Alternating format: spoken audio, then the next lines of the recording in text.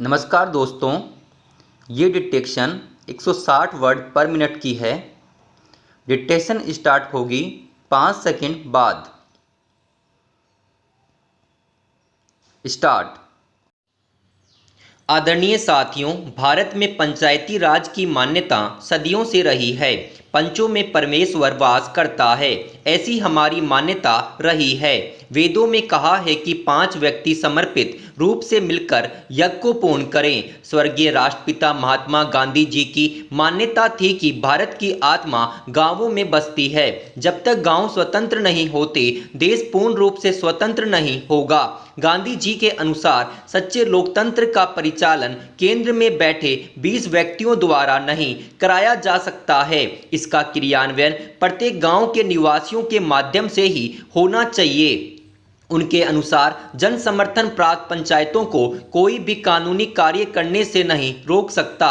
गांवों का प्रत्येक समूह या उस समूह के सदस्य अपनी पंचायत बना सकते हैं, चाहे भारत के अन्य गांवों में पंचायतें हो अथवा नहीं हो। गांधी जी की यह मान्यता थी कि हर अधिकार कर्तव्य से ही मिलता है। ऐसे अधिकारों से कोई भी वंचित नहीं कर सकता। पंचायत लोगों की सेवा करने के लिए है तथा भारत का हर लोकतंत्र इकाई गांव ही है। भारतीय संविधान के अनुच्छेद 40 में पंचायती राज के संबंध में अंकित किया गया है कि राज्य ग्राम पंचायतों का संगठन करने के लिए अग्रसर होगा तथा उनको ऐसी शक्तियां और अधिकार प्रदान करेगा जो उन्हें स्वायत्त शासन की इकाइयों के रूप में कार्य करने योग्य बनाने के लिए आवश्यक हो। इस उद्देश्य से प्रेरित होकर भारत सरकार ने पंचायती राज व्यवस्था को सुदृढ़ करने के लिए समय समय पर कदम उठाए हैं। 2 अक्टूबर 1952 को भारत सरकार द्वारा ग्रामीण विकास हेतु सामुदायिक विकास कार्यक्रम प्रारंभ किए गए।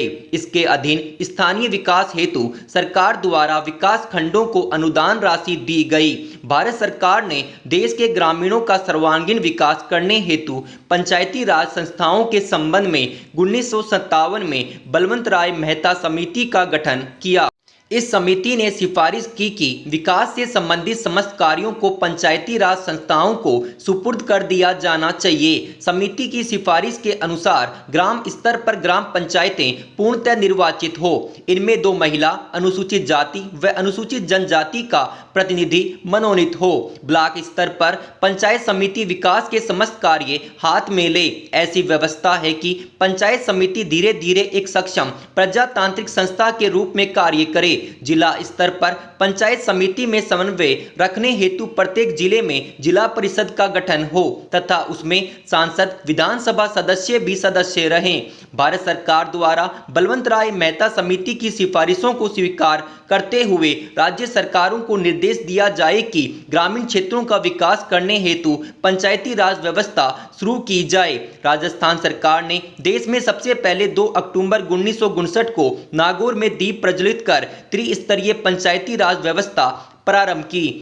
यद्यपि राज्य में ग्राम पंचायतें पहले से थी, ब्लॉक स्तर पर पंचायत समिति व जिला स्तर पर जिला परिषदों का गठन किया गया। वर्ष 1960 में प्रथम चुनाव हुए।